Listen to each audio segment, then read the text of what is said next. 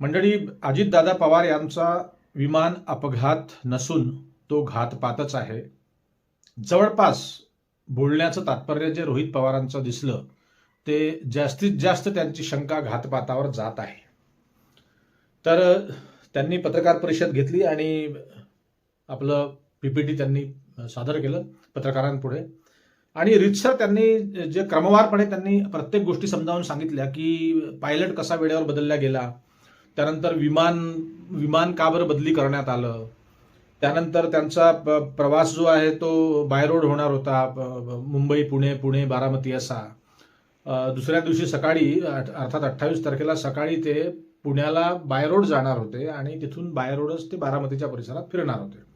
परंतु अगदी वेळेवर मग असं काय झालं की त्यांना विमान बुक करावं लागलं आणि मग ते विमानाने आले. तर रोहित पवारांच्या म्हणण्याप्रमाणे त्या दिवशी एका फाईलवर आवश्यक फाईलवर सही करायची होती. तर प्रफुल्ल पटेलांचा फोन आला आणि त्यांना थांबवण्यात आलं आणि त्या प्रोसेसमध्ये भरपूर वेळ लागला. मग ती फाईल मंत्रालयात होती, मंत्रालयातून मग ती फाईल कुठे मागवण्यात आली देव जाणे. मग ते त्यांनी सही करायसाठी मग त्यांचा फार वेळ गेला आणि तो वेळ गेल्यामुळं, उशीर झाल्यामुळं त्यांना विमान बुक करावं लागलं, असं काहीतरी रोहित पवारांचं म्हणणं होतं. आणि आणखी काही गोष्टी रोहित पवारांनी स्पष्ट केल्या. मी असं का म्हणतोय की त्यांना घातपाताची त्यांची शंका जास्त बळावते आहे. अर्थात अपघात नसून हा घातपातच आहे.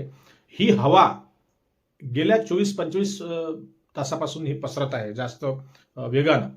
त्याचं कारण असं की जे पीपीटी रोहित पवारांनी पत्रकारांपुढे पत्रकार परिषद घेऊन जे सांगितलं, जो खुलासा केला स्क्रीनवरती त्यांनी एका एका गोष्टीवर मुद्द्यावर बोट ठेवून, ते जरा आश्चर्यचकित करणार आहे. त्यांनी जे मुद्दे उपस्थित केले ते त्याला लॉजिक पण आहे, लक्षात घ्या.